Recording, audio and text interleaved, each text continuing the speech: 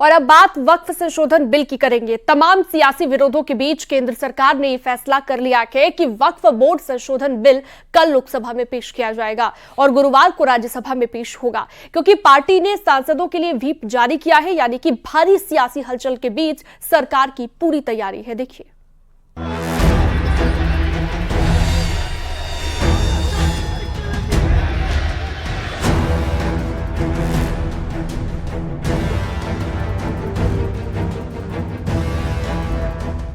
वक्फ कानून में बदलाव पर सियासी युद्ध फाइनल राउंड में पहुंच चुका है। बुधवार को संसद में ये बिल पेश होगा और इससे पहले सियासी पारा 7वें आसमान पर है।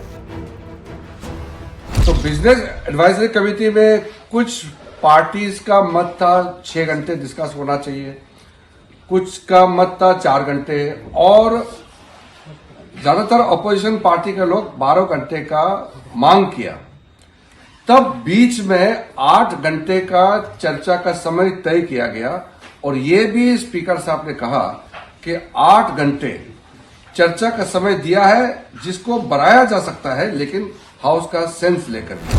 तो सरकार ने 8 घंटे की चर्चा का समय तय कर दिया है, जबकि विपक्ष 12 घंटे चर्चा की मांग कर रहा था। जब सरकार ने विपक्ष की बात नहीं मानी तो विपक्ष ने बिजनेस एडवाइजरी कमेटी से वॉकआउट कर दिया। इधर वक्फ संशोधन बिल को लेकर खबर है कि जेबीसी की रिपोर्ट में भेजा गया बिल ही संसद में पेश होगा। सूत्रों के मुताबिक वक्फ बिल में किसी बड़े संशोधन की संभावना नहीं है। खैर, बीजेपी कह रही है कि जो भी संशोधन हो रहे हैं वो पूरी तरह मुसलमानों के पक्ष में है और गरीब मुसलमानों को इसका फायदा सबसे ज्यादा मिलेगा। बीजेपी ये आरोप भी लगा रही है कि विपक्ष इस मुद्दे पर सिर्फ और सिर्फ भ्रम फैला रहा है, लेकिन विपक्ष सारे दावों को सिरे से खारिज कर रहा है। Bureau report, news 18।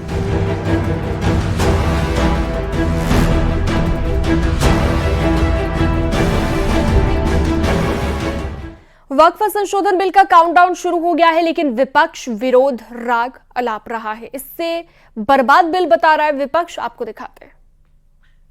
वक्फ बोर्ड के खिलाफ है हम लोग, इसलिए खिलाफ हैं क्योंकि भारतीय जनता पार्टी हर जगह हस्तक्षेप करना चाहती है।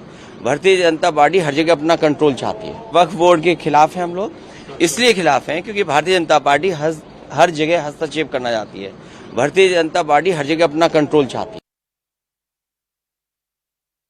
ये वक्फ बिल आर्टिकल 14, आर्टिकल 25, 26, 29 का ग्रेव वायलेशन है। ये वक्फ बिल नहीं है, बल्कि ये वक्फ बर्बाद बिल है। ये और अगर चंद्रबाबू नायडू, नीतीश कुमार, चिराग पासवान, जयंत चौधरी इसकी तायद करेंगे तो वो अपने पॉलिटिकल रीजंस की वजह से या जो भी उनके है नैरो रीजन तायद कर रहे हैं नरेंद्र मोदी सरकार की, ये बात साबित हो जाएगी कि वो मुसलमानों की मस्जिदों को, दरगाहों को, खानखाहों को, इवैक्यू वक्फ प्रॉपर्टीज को और लिमिटेशन एक्ट अप्लाई करेंगे तो एनक्रोचर्स को रिवॉर्ड करेगी। तो वो उसकी ये सपोर्ट कर रहे हैं। उधर इसी बीच यूपी के मुख्यमंत्री योगी आदित्यनाथ ने कहा कि वक्फ सरकारी संपत्ति पर कब्जा करने का माध्यम बन गया था। साथ ही उन्होंने पूछा कि क्या वक्फ ने मुसलमानों के लिए कोई कल्याणकारी काम किया है। हर अच्छे कार्य का विरोध होता है,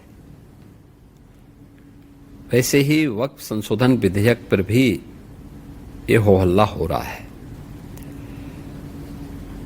लेकिन मैं कहता हूं जो हो हल्ला कर रहे हैं इनसे पूछना चाहता हूं कि इन्होंने कोई ऐसा काम वक्फ बोर्ड के माध्यम से किया हो जो वेलफेयर का हो।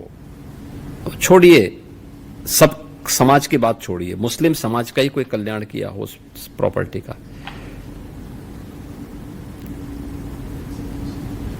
व्यक्तिगत स्वार्थ का ये अड्डे बने हुए हैं। चंद लोगों के लिए लूट खसोट के अड्डे बने हुए हैं। किसी भी सरकारी प्रॉपर्टी पर जबरन काबिज करने का एक माध्यम बना हुआ है। और रिफॉर्म इस समय की मांग है। हर रिफॉर्म का विरोध होता है, लेकिन देश काल और परिस्थिति के अनुसार हमें उस प्रकार के रिफॉर्म के लिए तैयार होना चाहिए।